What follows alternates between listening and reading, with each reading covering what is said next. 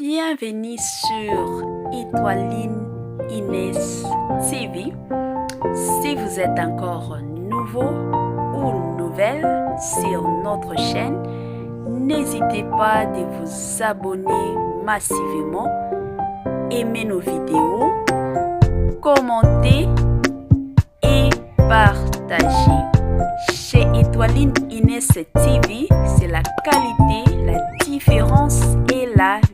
Omari Kabongo Yaba Omari, notre tonton international, tonton Moko Oyo Asepelisaka tellement ebele ya batu, tonton Oyo aljua kanae kitoko epi asolola kape kitoko na système moko ya bien makasi. Bandeko eza mwa pasi po na communauté na biso bambutu ezotambola nango sur kombo ya tonton Omari. Ebele ya batu bakomi koloba biloba sur kombo ya tonton Omari bandeko na osenga na bino kaka to découvrir nini oyo mokili lelo ekomi koloba. Salut cher Bouchou, salut cher abonné, salut cher connaissance, salut surtout les amis de Étoiline Inès TV. J'espère que vous allez bien. Quant à moi, je suis bel et bien super bien par la grâce de Dieu. Cher Bouchou, cher abonné et chers connaissances, lelo vraiment na meme libino tonton Omari Kabongo.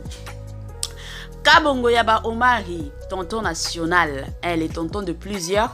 Alela pinza tolobanini ba neve na ba nièce na ye alela bango pas possible et puis ba neve pe na ba nièce balela tonton Omari Kabongo pas possible bandeko makambo eza somo bandeko lelo to salela analyse sur makambo yo ezolekana ba internet surtout sur kombo ya tonton Omari Kabongo.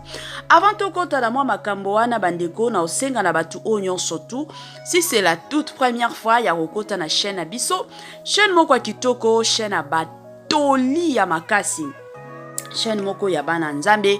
Je vous prierai surtout de vous abonner massivement. Abonnez-vous. Cliquez aussi sur la cloche de notification pour surtout recevoir les nouveautés de notre chaîne. Aimez la vidéo, commentez et partagez et que ça la biso penza oyo tolobaka na biso chaque jour tokos makasi. Bandeko bozwa bakiti bandeko bozwa nanu bakiti to beta masolo awa. Masolo eza bozwa bakiti bovanda. Botia mwa mai pembeni, botia mwa jus pembeni, botia mwa eloko nyonso tu o bosepelaka komila, botia ngo pembeni, botia pe bilieli. Baliaka kaka.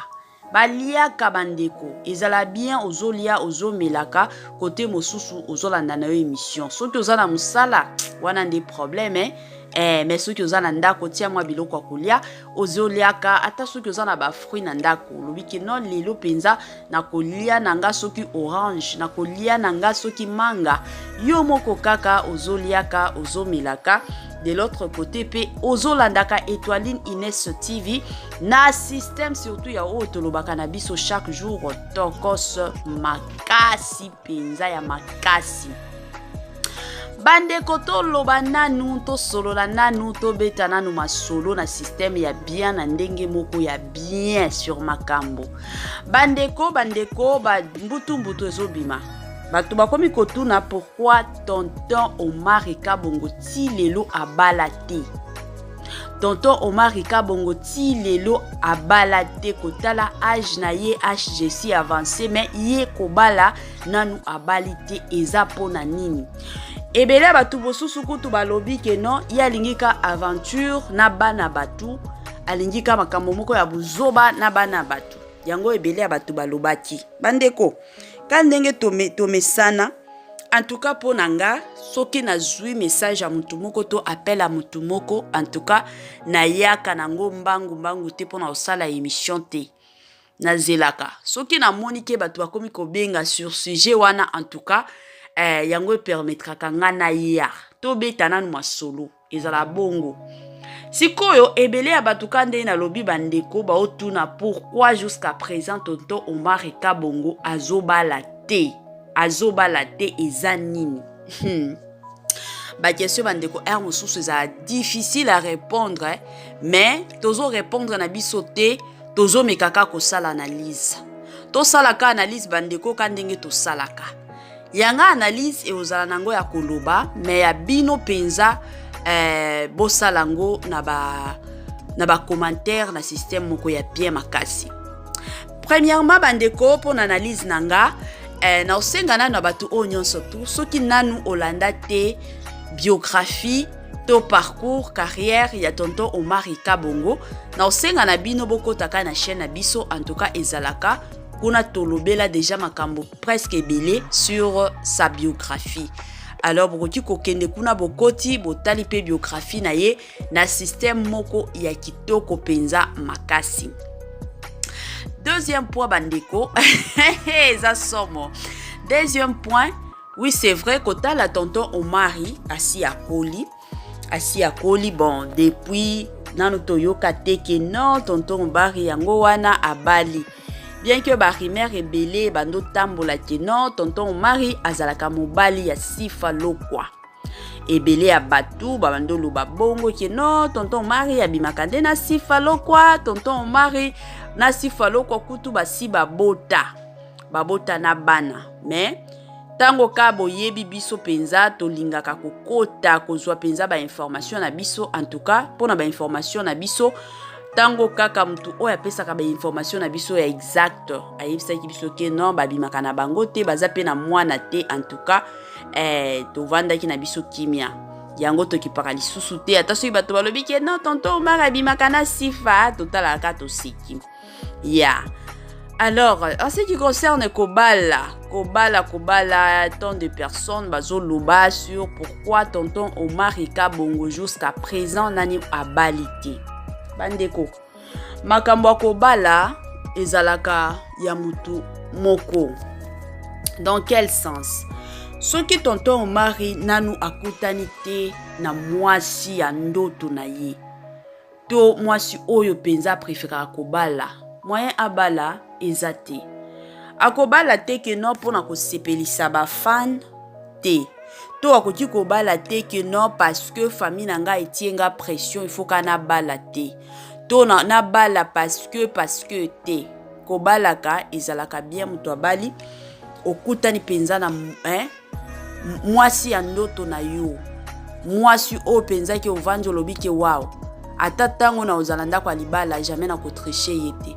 Jamais na ko maltraiter yete, jamais na ko beta yete. Ezalaka bongo. Donc na moment oyo de mon côté na koki koloba que non, peut-être tonton Omari nanu akutani te na mwasi ya ndoto na ye. Et puis une chose aussi à savoir, tonton Omari c'est un serviteur de Dieu, a servira kana église.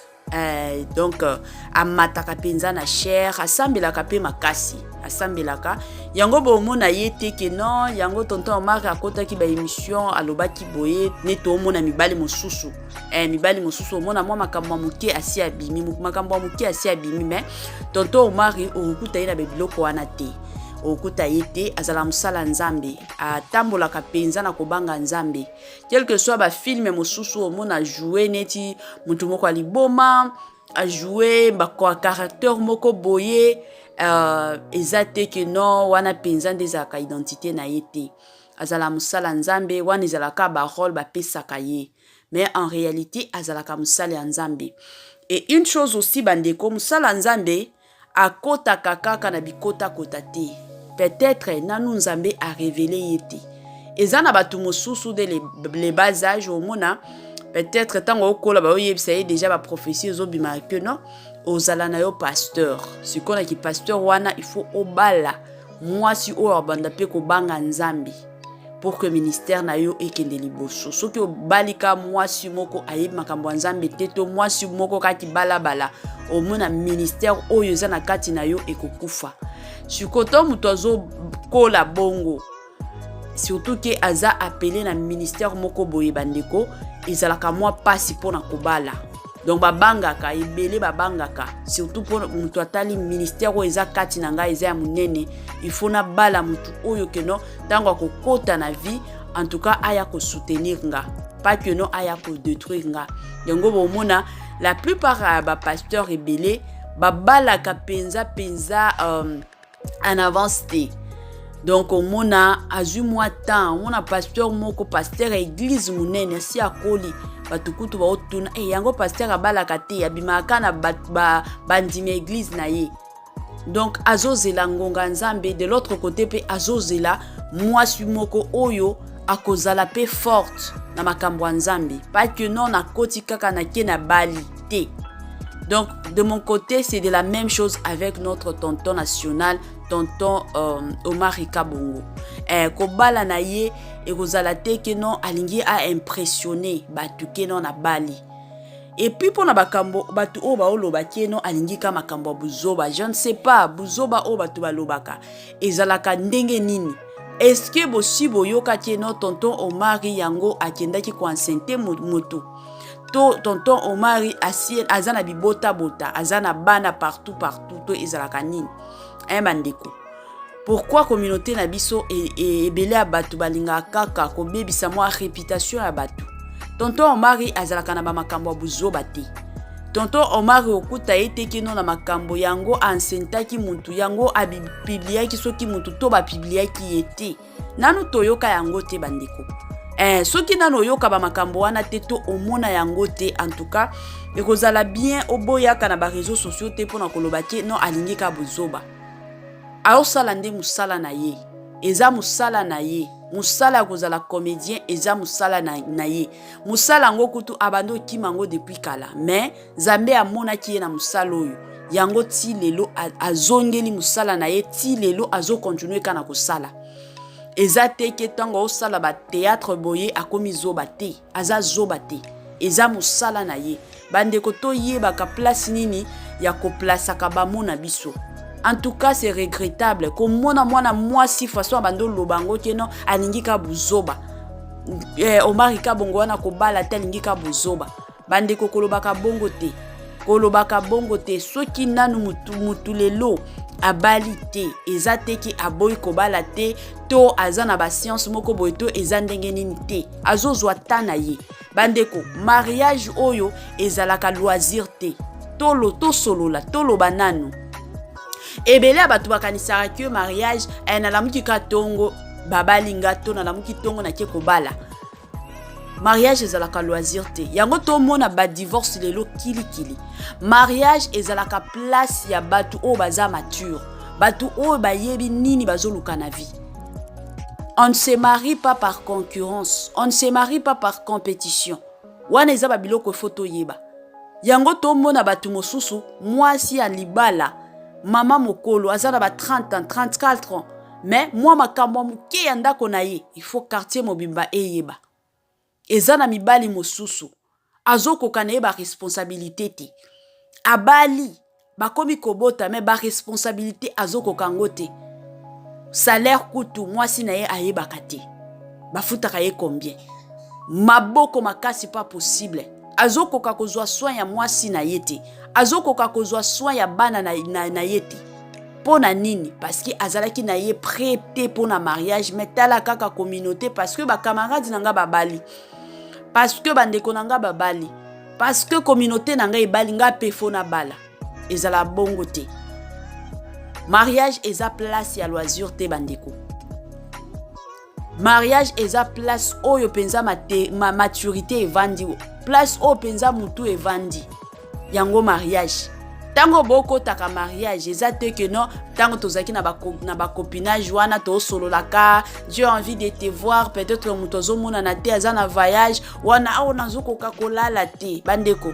Mariage tous les jours bo la kambeto moko bolamu kitongo mosusu zaka ba misala boke musala tango bozonga bokomi ko passer journée encore ensemble to nuit ensemble ezalaka facilité moi ba bizaleli o nyonso bobando bomba na ki copinage bizaleli o nyonso bobando bomba na ki fiançailles nyonso wana tu ebimaka nango na poisa sikoyo yango bomona kamwa ba trouble na ba mariage koswana ezanga kate siko soki boza na maturité te soki mutu na yo ezosala te yango to mona lelo kamwa makamwa muke kaka divorce couple wana bauti kobala na ba divorcer botika tonton Omar Kimia botika ye kimia akobala na ngonga na ye.